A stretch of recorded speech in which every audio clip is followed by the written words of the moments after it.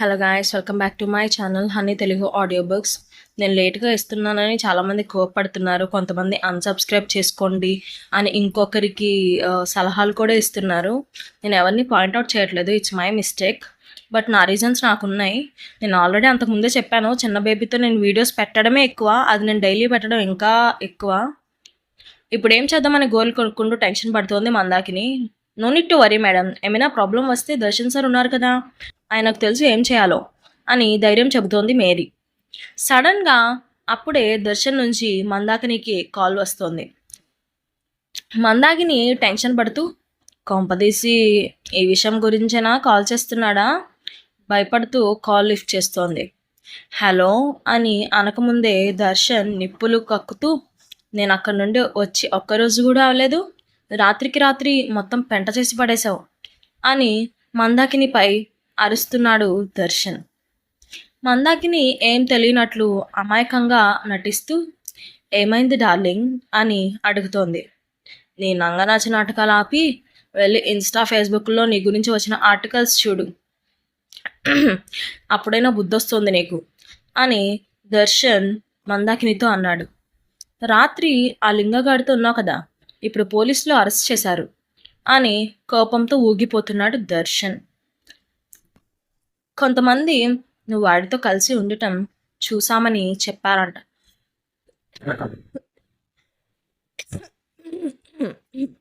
Sorry sorry guys. అసలు వాడు ఎందుకు అరెస్ట్ అయ్యాడో తెలుసా? అమ్మాయిలను డ్రగ్స్ ఇచ్చి వాళ్ళని బలవంతంగా వ్యభిచారంలోకి దించి దాన్ని క్యాష్ చేసుకుంటున్నాడు. అందుకే పోలీసులు వాడిని ఈడ్చుకు వెళ్ళి ఆ రిసార్ట్ సీజ్ చేశారు అని ఆ న్యూస్ అయినా చూసి వచ్చావా లేదా అని మందాకినిపై ఫైర్ అయ్యాడు దర్శన్. మందాకిని భయపడుతూ, వాడితో ఉన్నానా, ఫోటోలు బయటకు వచ్చాయా, నిన్న రాత్రి లింగాతో కలిసి డిన్నర్ చేశాను, అక్కడికి కావాలని ఏమీ వెళ్ళలేదు, విజయవాడలో కొత్త స్టూడియో పెట్టాలని అనుకుంటున్నావు కదా, ఆ ప్రాజెక్ట్ గురించి మాట్లాడదామని వెళ్ళాను, నువ్వు లేవు కదా, అందుకే నీకు హెల్ప్ చేద్దామని నీ బుద్ధిమంతురాల్లా ఫేస్ పెట్టి చెప్తోంది మందాకిని. దర్శన్ రెస్పాండ్ అవుతూ, ఇది ఎప్పటి నుండి, నువ్వు నాకు హెల్ప్ చేయకపోయినా పర్వాలేదు, నెట్ ఎంత ముంచాలని చూస్తేనే నీ గురించి ఆలోచించాల్సి వస్తుంది, జాగ్రత్త. అయినా అలాంటి వాళ్ళతో కలిసి పని చేస్తానని ఎలా అనుకున్నావు? ఇప్పుడు నీ గురించి బ్యాడ్ టాక్ నడుస్తోంది బయట. లింగగాడు ప్రొడ్యూస్ చేసిన సినిమాల్లో మన సినిమా కూడా ఒకటి ఉంది. వీడి వల్ల మన కంపెనీపై నెగిటివ్ ఇంపాక్ట్ పడేలా ఉంది. ఓ మై గాడ్, గుర్తించుకో, నీ వల్ల ఏమైనా ఇబ్బంది కలిగినట్లు అనిపిస్తే నిన్ను స్టార్ట్ చేసినంత టైం కూడా పట్టదు పాతాళానికి అనగదొక్కడానికి అని మందాకినికి వార్నింగ్ ఇచ్చాడు దర్శన్. మందాకిని ఏడుస్తూ, సారీ డియర్, మళ్ళీ ఇలాంటి తప్పు ఎప్పుడు చేయను, ప్లీజ్ ఈ ఒక్కసారికి ఏదో ఒకటి చేయి అని ప్రాధేయపడుతోంది మందాకిని. ముందు నీ స్థాయి అంటూ తెలుసుకో, అన్ని రోజులు నీవే అనుకోకు, చూసావు కదా ఆ లింగ పరిస్థితి, డబ్బుందని విర్రవీగితే అలాంటి గతే నీకు కూడా పడుతుంది అని దర్శన్ మందాకినికి చెప్తాడు. బాగా డబ్బున్నోడిని కెలికినట్టున్నాడు వాడందుకే ఇంత రచ్చ జరిగింది అని దర్శన్ చెప్తూ, లక్కీలీ రిసార్ట్లో నువ్వు ఉన్న ఫోటోలు ఏమీ బయటకి రాలేదు. ఇక సోషల్ మీడియాలో వచ్చే వార్తల గురించి అంటావా, నేను చూసుకుంటాను, ఏం కంగారు పడకు అని ధైర్యం చెప్తాడు దర్శన్. సారీ గైస్, గొంతు బాగాలేదు. మందాకిని మనసు కాస్త కుదురుపడి, థ్యాంక్స్ దర్శు అని నవ్వుతూ చెప్తుంది. దర్శన్ సడన్గా నిన్న రాత్రి నీతో పాటు అతిథి కూడా వచ్చిందా అని మందాకిని డౌట్గా అడిగాడు. దర్శన్ అతిథి గురించి అడగగానే మందాకినికి జల్సీగా ఫీల్ అయ్యి, తను వచ్చింది అని అంది. సరే, రేపు విజయవాడకి వస్తున్నాను అని ఒక్క మాట కూడా మాట్లాడకుండా ఫోన్ పెట్టేశాడు దర్శన్. నెక్స్ట్ తనని కేర్ చేయకుండా దర్శన్ ఫోన్ పెట్టేయడంతో మందాకినికి చాలా కోపం వస్తుంది. కాసేపు అలాగే మౌనంగా ఆలోచించి ఇది ఇది లేని ఈ 2 రోజులు దర్శన్‌కి నేను తప్ప మరో లోకం ఉండేది కాదు. ఇప్పుడు చూసావా హైదరాబాద్‌లో పనులు పెండింగ్‌లో ఉన్నా సరే వెంటనే పెండింగ్‌లో పడిపోయి పడిపోయాయి అని చెప్పాడు. మిషన్ రావడానికి కనీసం వారం రోజులైనా టైం పడుతుందని అనుకున్నాను. ఇప్పుడు ఈ అతిథి కోసం ఎలా ఆరాటపడుతున్నాడో చూడు. నాకు తెలుసు నిన్న రాత్రి కూడా అతిథిని తలుచుకుంటూ నిద్రపోయి ఉంటాడు అని అసూయతో నలిగిపోతూ మేరీతో చెప్తోంది మందాకిని. అంత సీన్ లేదు దర్శన్‌కి అని మందాకినికి తెలీదు. పక్కనే ఉన్న మేరీ చిన్న నవ్వు నవ్వుతూ, మేడం మీరు మరీ డీప్‌గా ఆలోచిస్తున్నట్టున్నారు అని అంటోంది.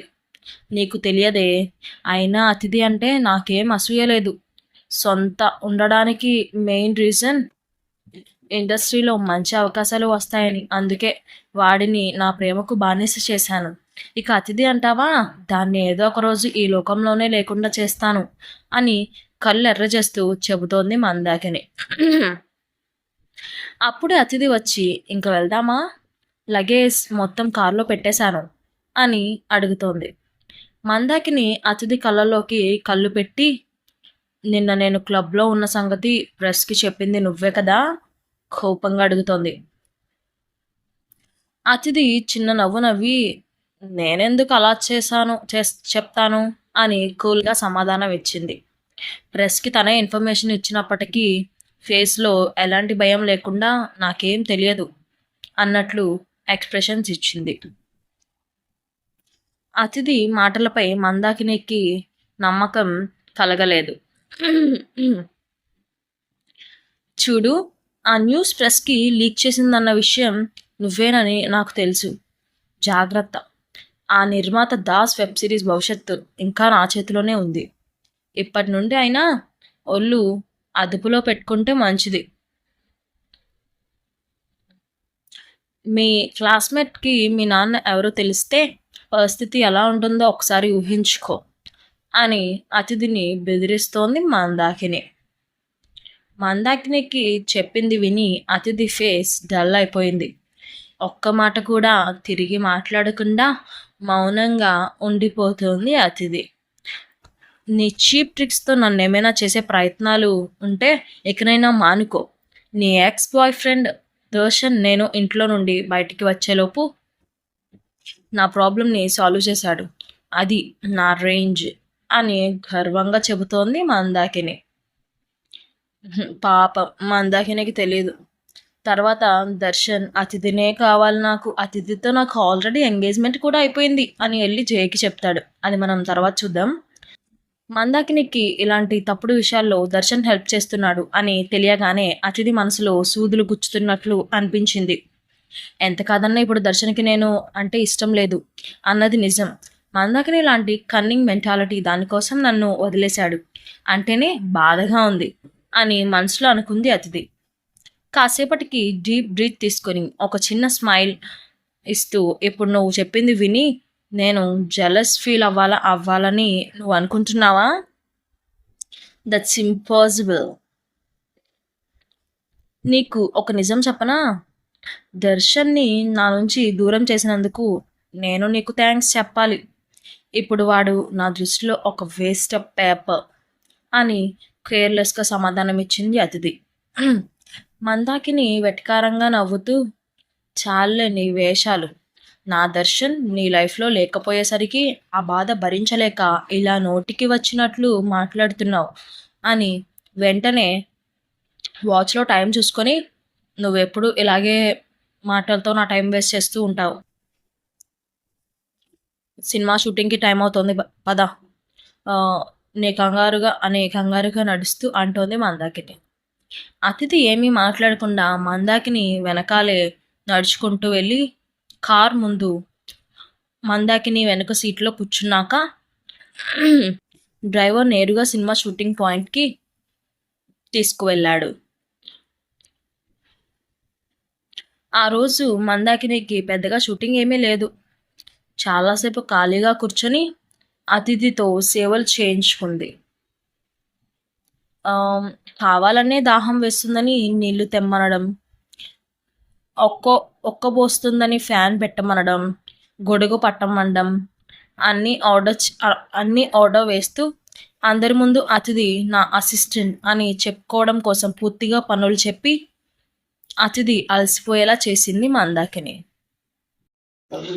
ఇంకా క్లైమేట్ పరంగా చల్లగా అయ్యేసరికి విజయవాడలో చలి ఏ రేంజ్లో ఉంటుందో సూర్యుడు కూడా అంతే పవర్ఫుల్గా వేడి వేడి పుట్టిస్తున్నాడు. 2 రోజుల క్రితం వర్షాలతో కూల్గా ఉన్న వాతావరణం ఈరోజు మంటల్లో కాలిపోతున్నట్లు సెగలు పుట్టిస్తోంది.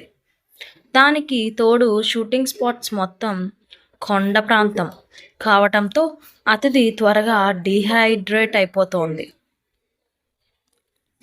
సాయంత్రం అయ్యేసరికి అతిథి మొహంలో ఫుల్గా అలసట కనిపిస్తోంది. అలా 2 రోజుల పాటు షూటింగ్ స్పాట్లోనే గడిపిన అతిథి పూర్తిగా ట్యాన్ అయిపోయింది. అలా రెండో రోజు సాయంత్రానికి డ్యూటీ నుండి ముగించుకోవడంతో రెస్ట్ తీసుకోవడానికి తిరిగి హాస్టల్కి వచ్చింది. అతిథి రూమ్కి రాగానే తన పరిస్థితి చూసి ధీర షాక్ అయిపోయింది. అతిథి ఫేస్ చూస్తే ఏదో మైనింగ్లో పనిచేసి వచ్చిందా అన్నట్లు కనిపిస్తోంది. అతిథి ఏంటి, ఏమైంది, నీకేమైనా కోల్ మైనింగ్లో పని చేస్తున్నావా అని కంగారు పడుతూ అడిగింది ధీర. అతిథి ఏమీ సమాధానం చెప్పకుండా చిన్న స్మైల్ ఇచ్చి మందాకిని దగ్గర పనిచేయడంతో పోలిస్తే మైనింగ్ చాలా బెటర్నే అని మనసులో అనుకుంటోంది. సారీ గైస్, నేను స్క్రోలింగ్ లేట్ చేసినట్టున్నాను, అందుకే అసలు స్క్రోలింగ్కి నా వాయిస్కి సంబంధం లేకుండా అయిపోతుంది. చూడు అతిథి, నీ ఫేస్ ఎలా ఉంటుందో తెలుసు కదా, మేకప్ లేకపోయినా మెలిమెలా మెరిసిపోతుంది. అప్పుడప్పుడు నేనే నేను చూసి జలస్ ఫీల్ అవుతూ ఉంటా. ఇప్పుడేంటి ఇలా అయిపోయావు అని అడుగుతోంది ధీర. అతిథి అప్పటికే ఫుల్ టైర్డ్ అవడం వల్ల వెళ్ళి తన బెడ్పై వాలిపోయింది. ఈ మందాకిని నాతో కావాలనే అలసిపోయేలా పనులు చేపిస్తున్నట్లుంది అని మనసులో చాలా బాధపడుతోంది అతిథి. ప్రీమియర్ షో గురించి గుర్తు చేస్తూ, సరే అతిథి, త్వరగా లేచి రెడీ అవ్వు, మనం వైభవ్ సినిమా ప్రీమియర్ షోకి వెళ్ళాలి. అతిథి నుదుటిపై చేయి పెట్టి ప్రేమగా అడుగుతోంది ధీర. ప్రస్తుతం అతిథి కనీసం ఒక్క అడుగు కూడా వేసే స్థితిలో అయితే లేదు. ఇప్పుడు లేవటం అంటే నా వల్ల కాదు మనసులో అనుకొని, అది వైభవ్ సినిమా, నాది కాదు అని నిద్రమత్తులో జారుకుంటూ అంటోంది అతిథి. ధీర డల్గా పక్కనే ఉన్న దివ్య వైపు చూస్తూ, దివ్య, నువ్వైనా చెప్పు అతిథికి అని అంటోంది. దివ్య కూడా అతిథి దగ్గరికి వెళ్ళి ప్రీమియం షోకి రమ్మని వేడుకుంటోంది. ఫైనల్గా రూమ్మేట్స్ని బాధ పెట్టడం ఇష్టం లేక బలవంతంగా లేచి ఫ్రెష్ అయ్యి వైట్ చుడిదార్ డ్రెస్ వేసుకుని చలికి తట్టుకోవడం కోసం బ్రౌన్ కలర్ హుడీ తగిలించింది అతిథి. ఆ డ్రెస్లో అతిథి చూడ్డానికి చాలా అట్రాక్టివ్గా కనిపిస్తోంది. ముగ్గురు కలిసి క్యాబ్ బుక్ చేసుకుని ఊర్వశి థియేటర్ దగ్గరికి చేరుకున్నారు. దారిలో సరదాగా మాట్లాడుకుంటూ వెళ్తుండగా దివ్య డల్గా ఉండటం గమనించిన అతిథి, ఏమైంది దివ్య, ఎందుకు అలా ఉన్నావు అని అడిగింది. ఏమీ లేదు, నా బాయ్ ఫ్రెండ్ గురించి చెప్పాను కదా, వాడు నన్ను మోసం చేస్తున్నాడేమో అని అనిపిస్తోంది అని అంది దివ్య. నువ్వు ముందు అనవసరమైన విషయాలన్నీ పక్కన పెట్టేయి, ప్రజెంట్ మూమెంట్ని ఎంజాయ్ చేయి. మీకోసమే కదా నేను కూడా బయటికి వచ్చాను, మరి ఇలా డల్గా ఉంటే ఎలా చెప్పు అని సర్ది చెప్తోంది అతిథి. దివ్య వైభవ్పై మనసు పడిందని అతిథికి తెలుసు. శుభ వైభవ్ని ఇష్టపడుతుందని తెలియగానే దివ్యలో నిరాశ కమ్మేసింది. ఇప్పుడు కూడా ఇష్టం లేకపోయినా వైభవ్ని చూడాలని దివ్య వస్తుందని అతిథికి క్లారిటీ వచ్చింది. అయితే దివ్య మనసులో అప్పటికే మరో అబ్బాయి ఉన్నాడని తెలిసాక అతిథి ఆశ్చర్యపోలేదు. అయితే త్వరలోనే దివ్య రియల్ లైఫ్ అంటే ఏంటో తెలుసుకుంటుందిలే అని అతిథి పెద్దగా పట్టించుకోలేదు. అప్పటికే సమయం రాత్రి 8 గంటలైంది. అదే సమయానికి జై తన ఆఫీసులో చివరి ఫైల్ చూస్తూ ఒళ్ళు వీర్చుకుంటున్నాడు. ఆ ఫైల్ కూడా పూర్తి కావడంతో చైర్లో నుండి లేచి ఆఫీస్ విండో దగ్గరికి వెళ్ళి నిలబడి విద్యుత్ కాంతుల్లో వెలిగిపోతున్న సిటీని చూస్తున్న జేకి లైఫ్లో అన్నీ ఉన్న ఏదో వెలితి ఫీలింగ్ కలుగుతోంది. అలా అక్కడ నిలబడి ఉండగా ఆఫీస్ గేట్ నుండి ఎవరో అమ్మాయి లోపలికి వస్తున్నట్లు కనిపించింది. పైనుండి ఎవరా అని చూశాడు జై. బ్లూ జీన్స్, వైట్ టీషర్ట్తో క్లాస్ లుక్తో వస్తున్న ఆ అమ్మాయి జై కళ్ళకు అతిథిలా కనిపిస్తోంది. వెంటనే తన ఎందుకు ఇక్కడికి వచ్చింది అని ఆతృతగా లిఫ్ట్ ఎక్కి కిందకి వెళ్ళాడు. ఇంతకీ అది అతిథి కాదు కదా, అతిథి వైట్ చుడిదార్ కదా వేసుకుంది. ఇంతకీ అతిథి కూడా జై కూడా ప్రీమియం షోకి వెళ్తాడా, మళ్ళీ ఎలా కలుస్తాడు?